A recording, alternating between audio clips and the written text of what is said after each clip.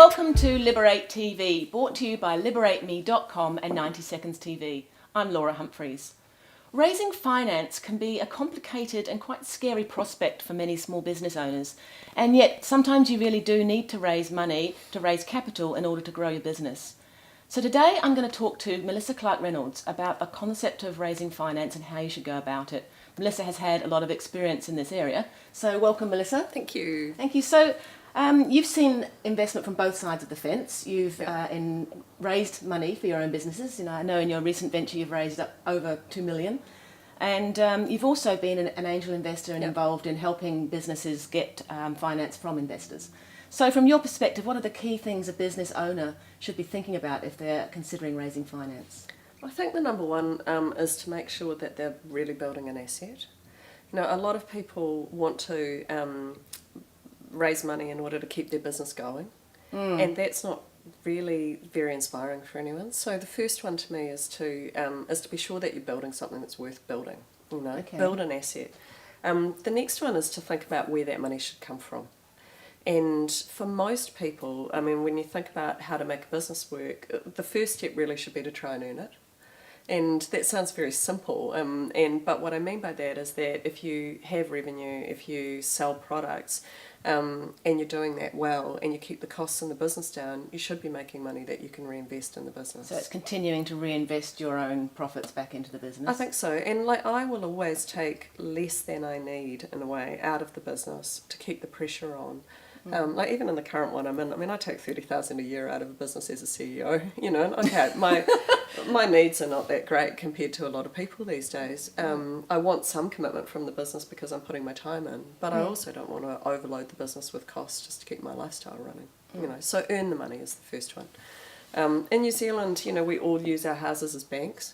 And regardless of whether you think that's a good or a bad thing, I have to say that my property investment strategy has been really to give me a bank whenever I needed it in order to invest in my businesses.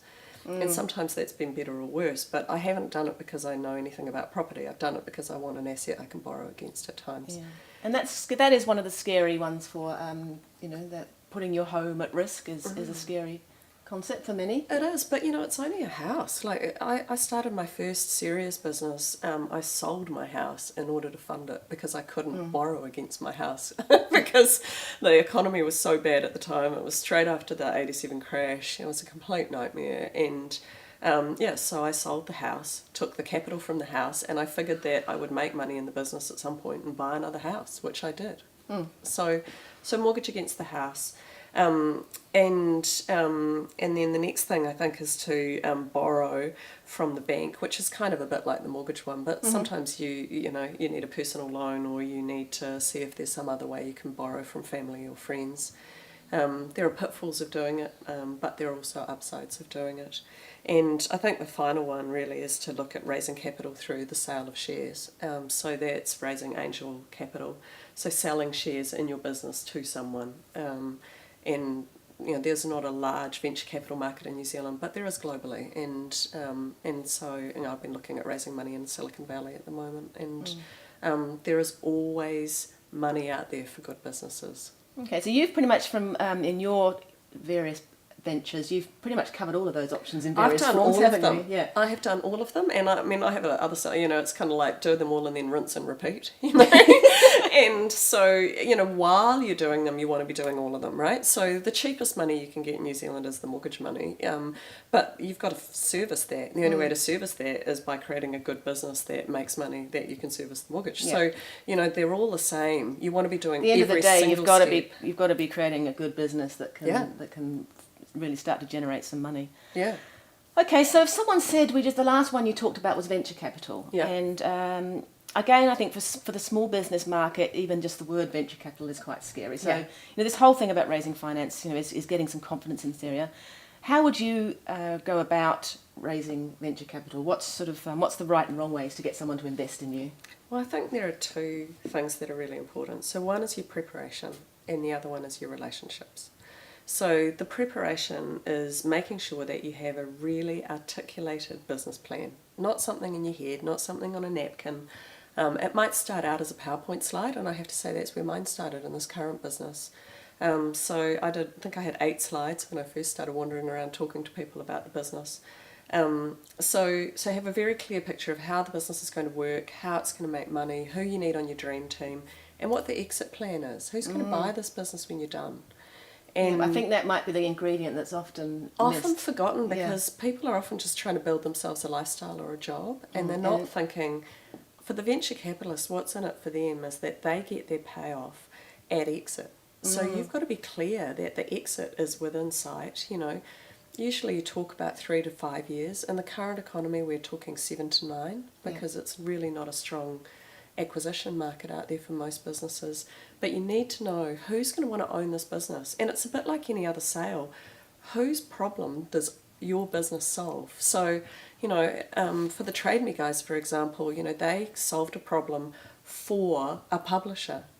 And so that's why they got bought. And so for us, we look at our business and it might be solving a problem for someone in the entertainment industry or an internet publisher again. So it's thinking clearly about that. And then the relationship side is, look, people love to give advice, they just love it. So before I ask anyone for money, I spend a year asking them for advice. And then they're invested in my business by the time I go to actually say, hey, do you want to come along? How do you go about that? How do you go about that?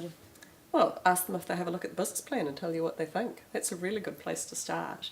And then once that's done, maybe ask them, who do you think might be interested in investing in this? And could you introduce me? And why do you think they might be interested? And really ask a lot of questions and be respectful about wanting to know the answer. Take the advice. Okay.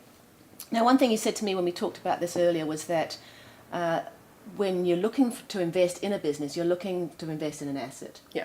So what defines an asset as a business owner, and what is an asset, and what would you invest in? So the kinds of things that I think are assets are companies that can run without the owner.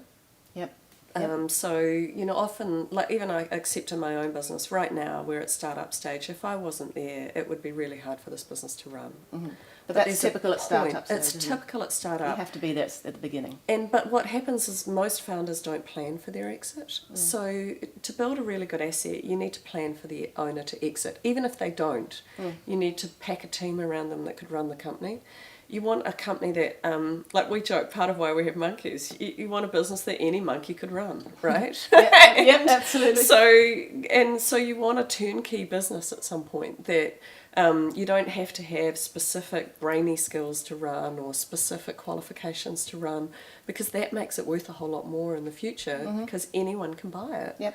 So really thinking about, like a power station is an asset, right? You put a whole lot of money into it, you turn it on, you maintain it, and it runs. And so I'm constantly thinking, how can I build something like that? A wind power, a hydro station, what would a business look like that ran like that? Yep. Rather than, like, if you're selling time, you're toast. Yep. There's no point. No one wants to buy a business that's reliant on its owner. No. No one. It's just so. Yep. Yeah. So you've got to have a business not dependent on you. Yep. What else? We talked about you've got to have a customer base. That's You've got to an asset. have a really strong customer base. And for us in our business, really our customer base is probably our biggest asset. Yep. So we're very clear about defining it. One of the other things I see often is that people are afraid when they do startup, they have to pick a really big market to go after. All of the research is that the smaller the market and the more defined it is, the easier it is to win. And so pick a really defined market. That also gives you a better asset when you go to sell the market. So for us, it's boys 8 to 12. It's very specific. That makes it much easier to package that up as an asset to sell to someone in the future. Yep. And the other thing we talked about was brand. Your brand, I think that's underestimated. People do underestimate their brand, or they spend too much money thinking branding is the logo. And not thinking about what's the personality of your brand, how does it work, what does it mean for your customers, what does it mean for your clients, what does it mean for your staff, and really living the brand. Because a brand that is like in integrity with itself, for us our brand is not just a little logo of a monkey, which is part of it, it's also our values base, which is about generosity, sustainability, fun. And if we don't community, if those 4 things aren't lived in the business, the brand is something that's just tacked on the end. So a really good brand resonates emotionally with people. It's not just about a logo. And it's something that can be invested in. Yeah. Right, well that's fantastic. You've You're so really welcome. given us some very helpful advice on raising finance for business. If you want to check out minimonos.com, which is Melissa's current venture, that's minimonos.com. And if you want to learn more about building a business that someone wants to buy, visit liber8me.com. See you next time. Thank you. Bye.